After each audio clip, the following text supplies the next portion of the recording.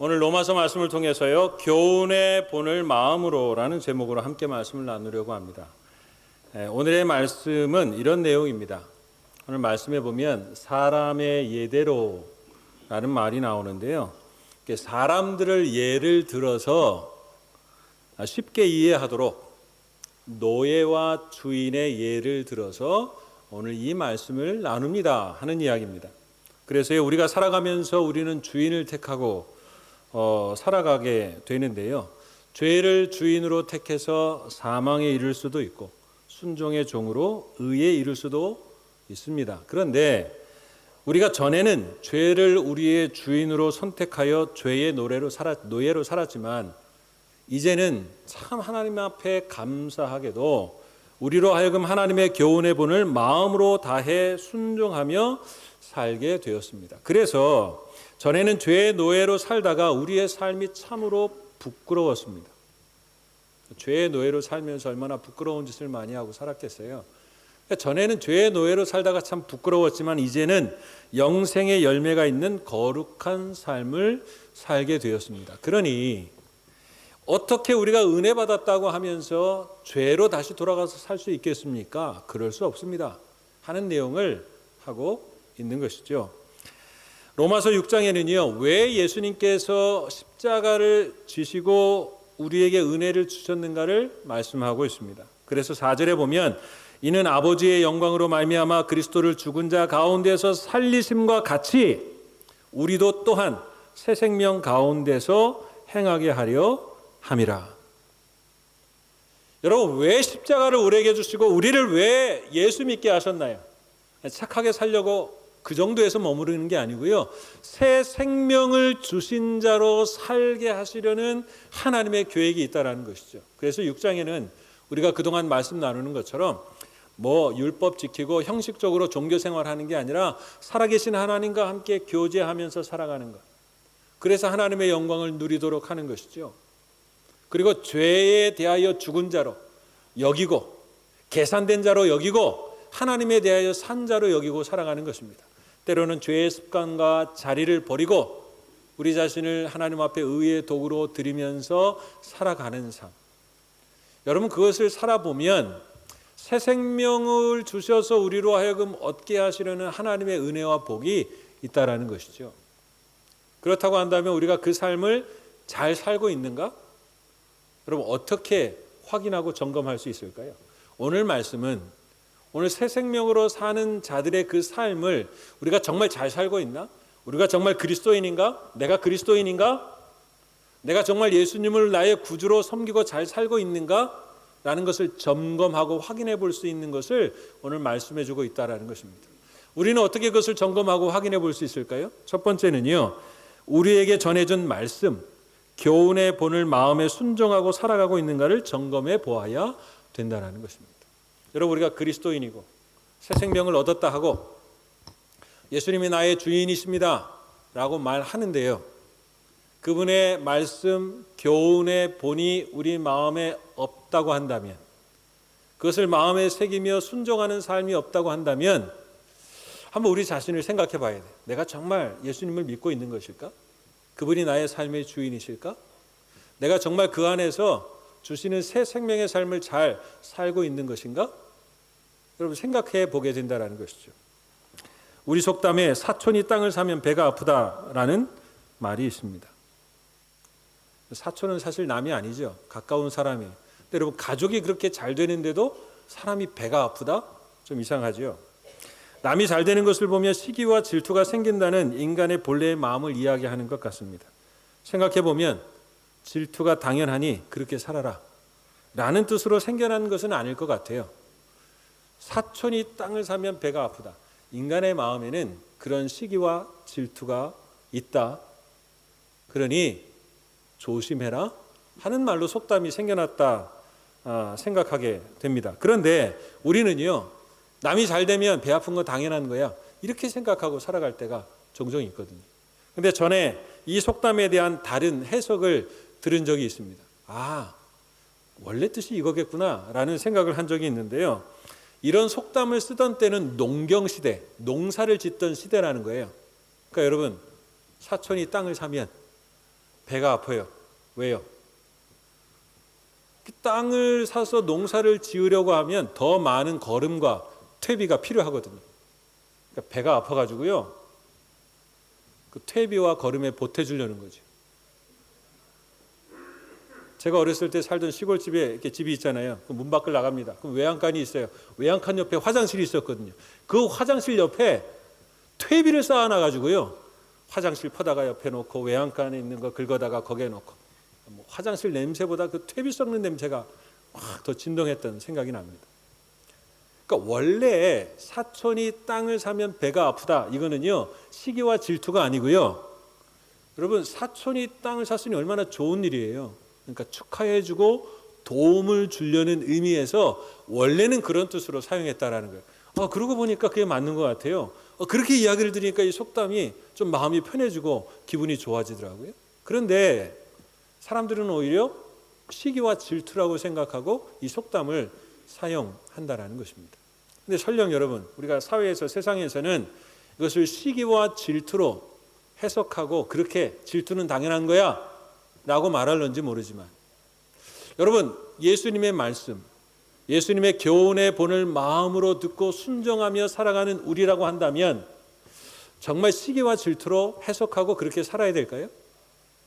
여러분 그 속담을 그리스도인들은요, 예수님의 지혜의 말씀을, 생명의 말씀을 가지고 살아가는 사람이라고 한다면 애초부터 우리가요 그 속담을 다르게 해석하고, 여러분 다르게 생각하고 다르게 적용하고 살았어야 된다라는 사실이죠. 세상은 그것을 시기와 질투로 이야기한다 하더라도 그리스도인들은요 그것을 축복과 도움으로 바꾸어 내어야 한다라는 것입니다. 하나님의 말씀이 우리의 마음에 있어서 우리의 삶 속에서 그 교훈을 따라 순종하고 적용하면서 살아야 된다라는 것이죠. 여러분 그것이 그리스도인의 삶이라는 것입니다.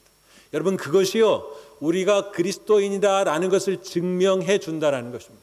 세상과 사회는 그렇게 생각하고 말할런지 모르지만 오늘 우리에게 주신 교훈의 본을 마음으로 되새기고 살아가게 될 때 우리는 세상과 다른 생각, 하나님이 기뻐하시는 생각, 하나님의 마음으로 살아갈 수 있다는 거예요. 근데 이것이 오늘 우리의 신앙의 삶에 있느냐 하는 것입니다. 그런 것이 있을 때 내가 참 그리스도인이구나, 그리스도인으로 살고 있구나, 하나님의 새 생명의 삶을 기뻐하고 살아갈 수 있구나 라는 것을 확인하고 점검할 수 있다는 것이죠. 제가 가끔씩 결혼식 후에 하는 피에스타에 대해서 이야기를 한 적이 있습니다. 오늘도 한번 또 그 얘기를 해볼까 합니다. 같은 이야기인데요, 결혼식 후에 친구들과 좋은 시간을 갖는 것은 좋은 문화라고 생각합니다. 그런데 하룻밤에 몇만 불씩 지불하면서까지 그렇게 할 필요가 있을까 생각을 합니다. 사실 돈이 좀 아까운 부분도 있고요, 부모님에게 너무 부담을 지우는 것은 아닌가 이런 생각도 들기도 하고요. 그 돈을 좀 고심해서 좀 더 좋은 방향으로 사용할 수 없을까 하는 마음도 있는 것입니다. 인생의 가장 소중한 결혼 예식을 과소비와 의미 없는 소비로 시작하기보다는 의미 있는 곳에 물질을 사용하는 것도 자신들의 결혼의 의미를 더 가치 있게 하는 일이 되지 않을까 싶습니다. 정말 소중한 결혼을 시작하면서 그냥 다 쓰고 과소비하고 살아가는 것보다 우리의 결혼이 이렇게 소중하니 이 물질을 정말 의미 있게 사용해서 우리의 결혼이 얼마나 소중하고 가치 있는가를 두고두고 살아가면서 우리의 결혼의 시작을 그렇게 우리가 시작을 했다. 여러분 그것이 그 결혼 생활을 해나가는 부부에게는 얼마나 의미 있는 일이고 방향이 되지 않겠습니까? 그러니까 피에스타는 우리가 다시 한번 생각해 볼 필요가 있습니다. 한국도 요즘은 연말에 술을 마시고 2차, 3차를 가는 풍경이 점점 사라지고 있다고 그래요. 요즘은 간단하게 식사를 한다든지 어려운 사람들을 찾아가는 문화로 그렇게 바뀌었대요. 술 먹고 의미 없게 그렇게 허비하지 말고 좀 의미 있는 일을 하자. 그렇게 바뀌어가고 있다는 것이죠. 결혼도요, 스몰 웨딩이라고 해서요, 돈 많이 들이지 않고 정말 축하해 줄 사람들, 친척들만 불러서 결혼식을 갖는다고 합니다. 전에는요, 남에게 보이려는 허례허식이 많았거든요. 결혼하는 사람도 남에게 보여야 되고요, 여러분 부모들도, 혼주들도 남에게 보여야 돼요. 우리가 이만큼 이렇게 결혼한다, 이렇게 보여주려고 하는 마음들이 참 많이 있다는 것이죠. 그래서 결혼식도 예물도 화려해야 됩니다.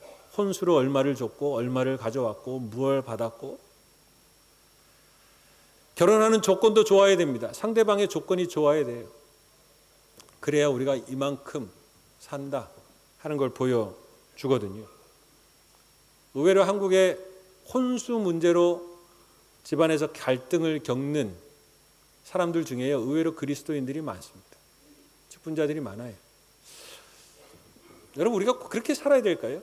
우리가 그리스도의 교훈의 본을 마음으로 두고 살아가는 사람이라고 한다면, 세상은 정말 그렇게 이야기하고 생각한다고 하지만, 어느 우리가 그리스도인이라고 하고 그 교훈의 본을 마음에 두고 살아간다고 한다면, 그것을 우리가 다시 한번 생각해 볼 필요가 있지 않겠어요? 여러분, 그리스도인은 그렇게 살아가는 것입니다. 제가 한 15, 16년 전에 한국에 청년들 사역을 할 때 청년들에게 물어본 적이 있습니다.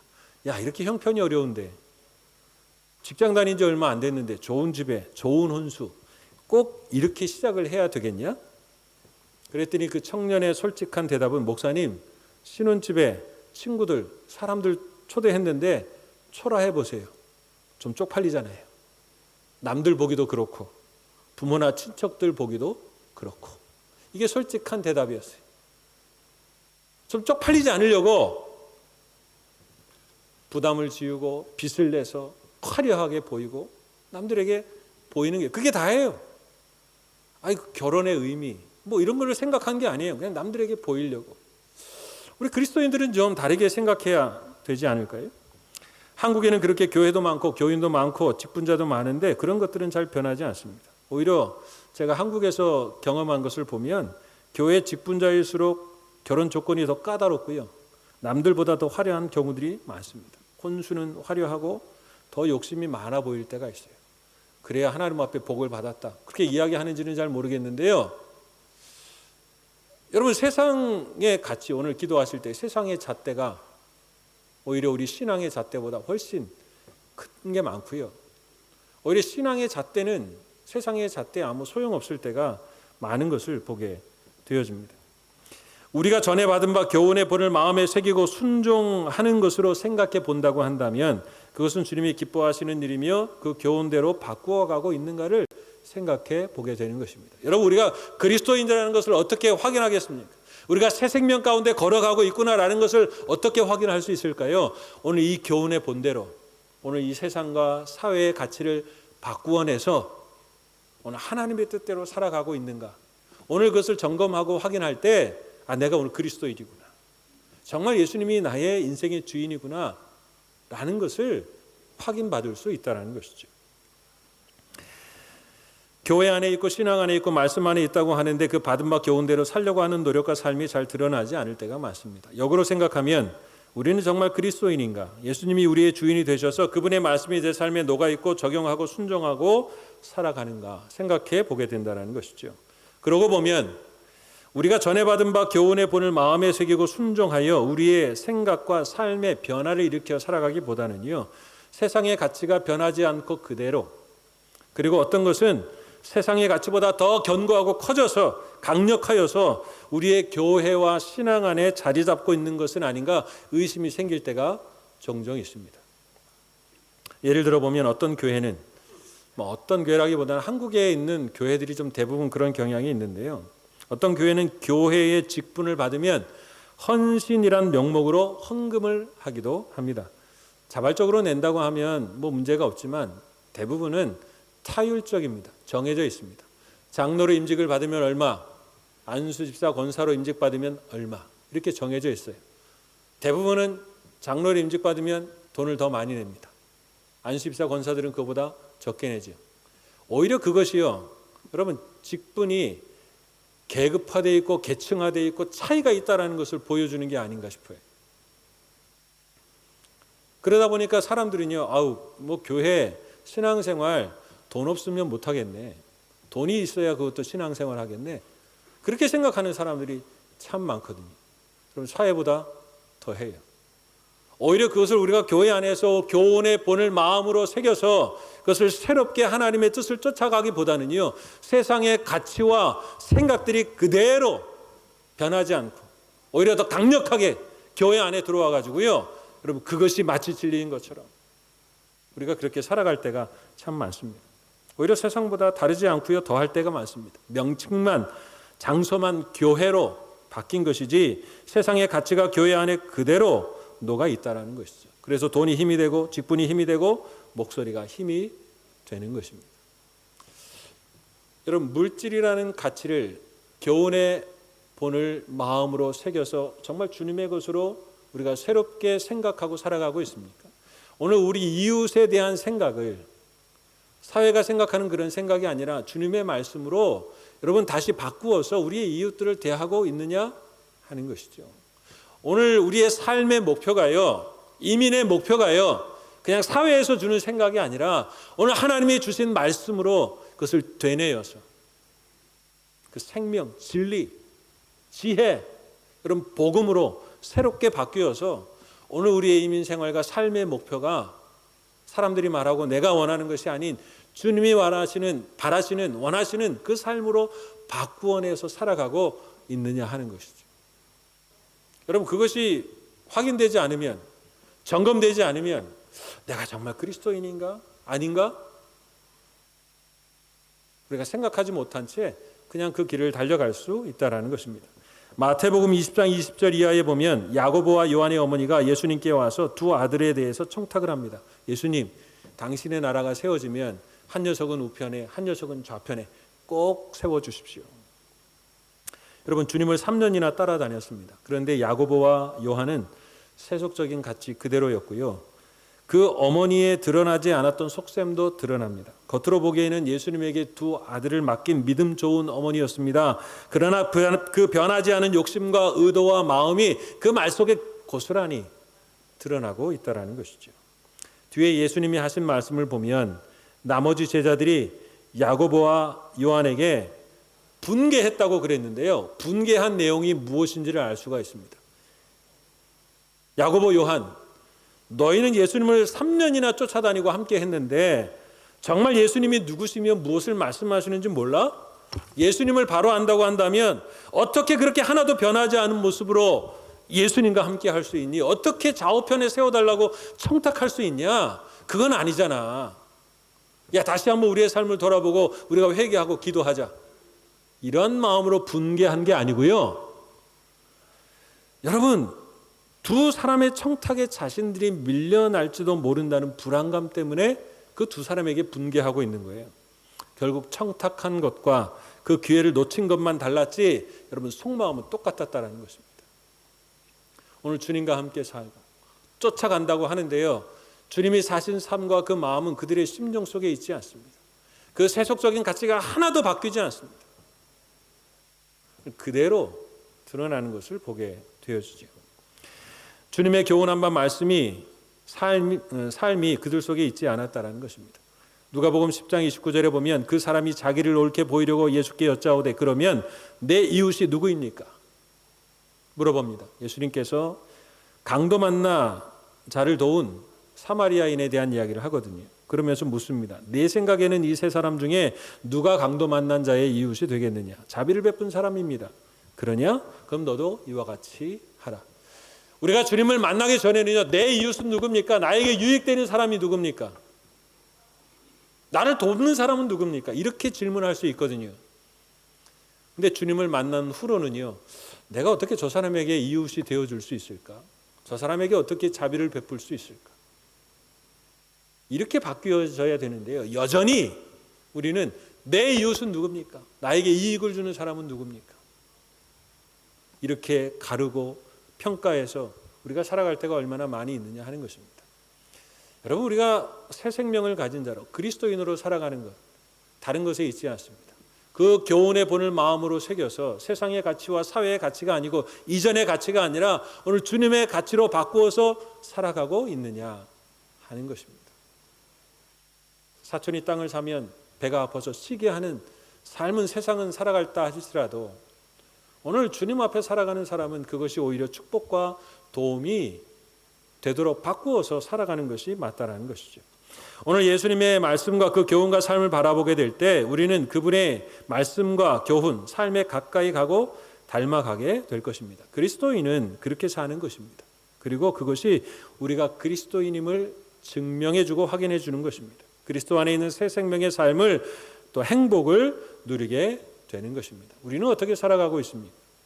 오히려 그 교훈의 본을 마음으로 새겨 새롭게 변화되어 살기를 하나님은 원하고 계신다라는 사실입니다. 또 한 가지는요, 여러분, 거룩함에 이르고 있는가를 점검해 보아야 합니다. 내가 정말 그리스도이니까 그것은 여러분 어떻게 확인할 수 있을까요? 그냥 교회 이름이 있고 요람의 이름이 있으니까요? 성경은 내가 정말 거룩함을 향하여 가고 있는가, 내가 거룩함을 이루어 가고 있는가 라는 것을 점검해 볼 때 우리가 정말 그리스도인이고 예수 그리스도가 나의 구주인가를 확인해 줄 수 있다는 것입니다. 세계 곳곳에서 개신교의 성장이 두드러지게 나타납니다. 여러분 통계를 보면 놀랄 때가 참 많아요. 중국의 기독교는요, 20세기 중반 이후에 100배가 성장했다고 합니다. 그래서 여러분 요즘은요, 오늘 주일이잖아요. 서유럽에, 그 유럽에요, 교회의 교인들이 모여서 예배하는 숫자보다 그럼 중국에서 모여서 예배하는 교인들의 숫자가요 훨씬 많아요. 한 국가가요. 얼마나 성장을 했는지 몰라요. 아르헨티나도 마찬가지입니다. 우리 아르헨티나가 우리가 사는 아르헨티나는요, 개신교 인구가요 2008년 한 10년 전쯤이죠 9%였대요. 그런데요 최근에는 15%까지 나타난다고 합니다. 이게 11월 달에 엘디아라는 신문에서 났던 기사입니다. 엄청난 성장이죠. 여러분 한 10년 사이에 한 5%가 증가했다? 그거 대단한 겁니다. 그런데 여러분 건강한 교회들이 이렇게 성장하고 있는가를 따져보면 그것이 꼭 환영하고 반가워할 만한 일은 아니라는 것입니다. 대부분이요 건강하지 못한 신학을 기초로 한 신은사운동과 번영신학, 믿으면 복받고 잘 살고 물질적 풍요를 이루고 어려운 일이 잘 해결된다 하는 그 신앙 때문에 사람들이 교회로 몰려오고 있는 현실이라는 것이죠. 그러니까 꼭 성장하고 있다, 몇 퍼센트가 증가했다, 여러분 이것이 꼭 환영할 만한 일은 아니라는 것입니다. 제가 가지고 있는 책 중에 제자도라는 책이 있는데요, 영국의 목사였던 존 스토트 목사님이 쓴 책입니다. 거기에 보면 오늘날 세상에 비추어지는 그리스도인의 모습을 어떻게 요약할 수 있을까? 강연을 다니면서 그런 질문을 하고 들을 때마다 본인이 꼭 하는 이야기가 있다고 합니다. 오늘날 세상에 비추어지는 교회 그리스도인의 모습, 그는 깊이 없는 성장이라고 이야기를 합니다. 오늘날 교회 성장은 환영하지만 다시 생각해 보아야 하는 것은 깊이 없는 성장을 하고 있는 것은 아닌가 생각해 보아야 된다는 것입니다. 성경은 이런 문제를 늘 우리에게 경고하고 있습니다. 고린도전서에 보면 형제들아 내가 신령한 자들을 대함과 같이 너희에게 말할 수 없어서 육신에 속한 자 곧 그리스도 안에서 어린아이들을 대함과 같이 하노라. 내가 너희를 저주로 먹이고 밥으로 아니하였느니 이는 너희가 감당하지 못하였음이거니와 지금도 못하리라. 너희는 아직도 육신에 속한 자로다. 너희 가운데 시기와 분쟁이 있으니 어찌 육신에 속하여 사람을 따라 행함이 아니리요. 어떤 이는 말하되 나는 바울에게라 하고 다른 이는 나는 아볼로에게라 하니 너희가 육의 사람이 아니리요. 너희는 육의 사람들이다는 것입니다. 아직도 어리다는 것입니다. 아직도 거기에 머물러 있다는 것입니다.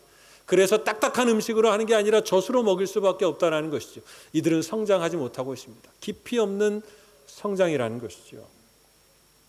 교회와 성도의 미성숙을 책망하고 성숙하기를 격려하는 말씀이라는 것이죠. 여러분 우리가 말씀이 없는데 어떻게 교훈의 본을 마음으로 삼고 살아가겠습니까?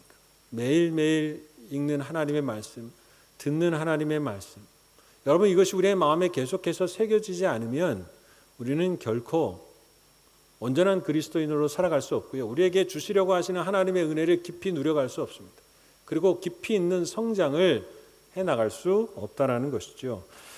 우리는 이것을 오늘 성경이 말씀하시는 거룩함에 이르고 있는가라는 문제로 우리 자신을 점검해 보아야 되는 것입니다. 여러분 거룩함에 이르고 있는 것, 그것이 그리스도인의 삶이요, 그것이 내가 그리스도인이다라는 것을 증명해 주는 일입니다.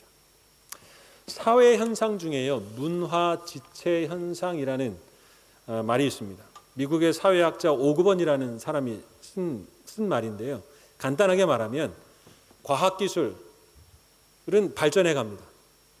근데 여러분 그 과학기술에 비해서 사람들의 정신이나 종교나 어떤 행정이나 법률은 그것을 따라가지 못한다는 거예요. 그래서 어떤 문화적인 지체 현상이 나타난다, 못 따라간다 하는 말을 문화 지체 현상이라고 이야기합니다.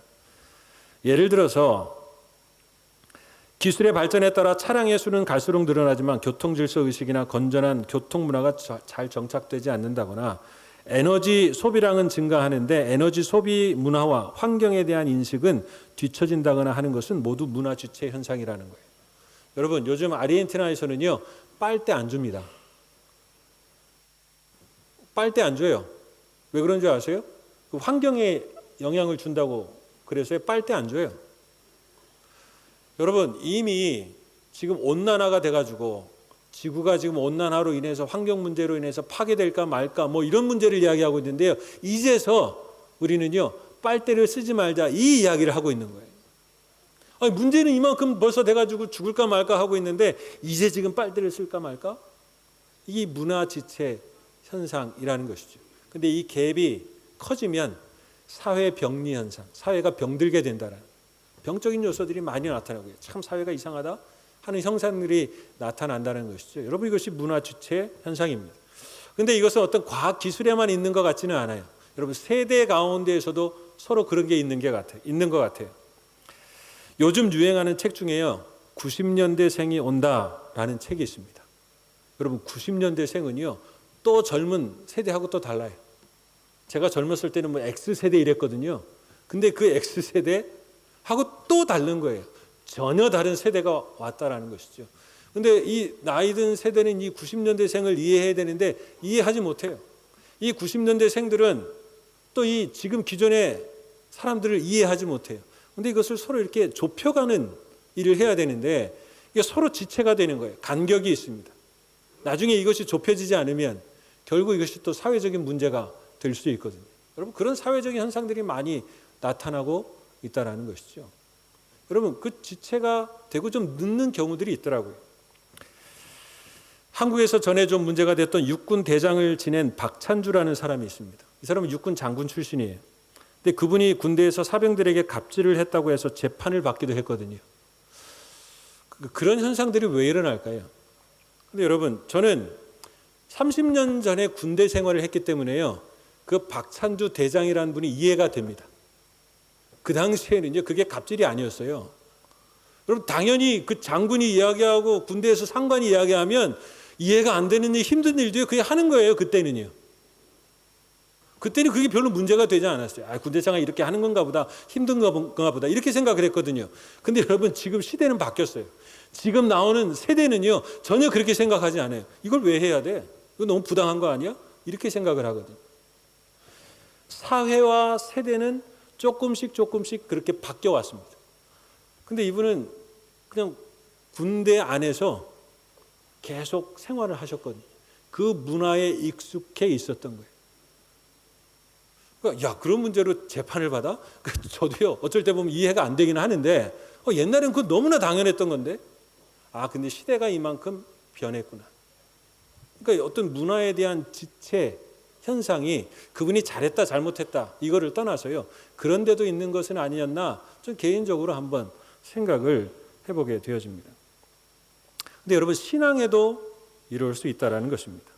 오늘 본문을 보면 전에는 이라는 말이 많이 나오고요, 이제는 이라는 말이 유독 많이 나옵니다. 여러분, 전에는 율법으로 살았다면 이제는 그리스도의 복음으로 사는 것입니다.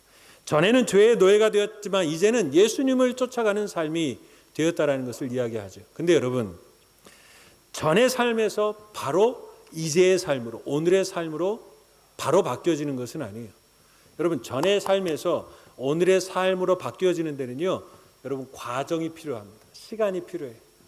어떨 때는요, 이것이 좀 지체가 될 수도 있다고 생각합니다. 그래서 성경은 우리가 이것을 성화되어져 가는 삶이라고 이야기를 하는데요, 어떤 사람은 성화가 좀 늦어질 수 있습니다.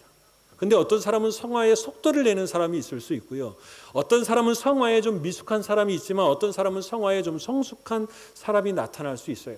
지체되는 현상은 있을 수 있다고 생각합니다. 그러나 여러분, 우리가 신앙생활하면서요, 오늘 내가 신앙생활하고 살아가고 있는 삶이 성화되어져 가고 있다는 것을 인식하는 것은 중요한 일입니다. 오늘 내가 신앙의 삶이 오늘 거룩함에 이르기 위하여 살아가는 삶이라는 것을 인식하는 것과 인식하지 않는 것은 전혀 다른 삶이라는 것이죠. 지체될 수 있어요. 느릴 수 있습니다. 상대적일 수 있습니다. 그러나 오늘 이 삶이 내가 거룩함을 향하여 나아가고 있는가를 여러분 아는 것과 모르는 것은 전혀 다른 이야기라는 것이죠.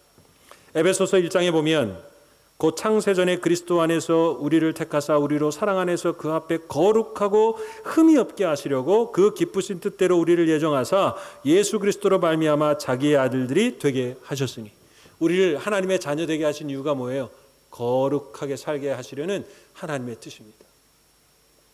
디모데전서 4장 5절에는요 하나님의 말씀과 기도로 거룩하여 짐이니라. 그 하나님의 뜻을 깨닫고 말씀과 기도로 우리의 삶을 살아가고자 하는 인식과 삶이 우리 가운데 있느냐 하는 것입니다. 여러분, 그것이 있느냐와 없느냐가 오늘 내가 그리스도인인가 그리스도인이 아닌가라는 문제를 가르는 거예요. 오늘 그 문제가요, 예수 그리스도가 나의 인생의 주인이고 내 삶의 구주이신가라는 것과 그렇지 않은 것을 가르는 일이 될 수 있다는 것입니다. 여러분, 거룩이라는 것은요 엄격하고 착하게 사는 것을 이야기하지 않습니다. 거룩이라는 것은요 하나님과 함께하고 그분을 닮아가는 것입니다. 그래서 여러분, 말씀과 기도가 아니면 거룩해질 수 없습니다. 그렇게 주님을 닮아가다 보면 자연스럽게 죄와 세상에 대하여 멀어지게 되고 구별되어지는 거죠.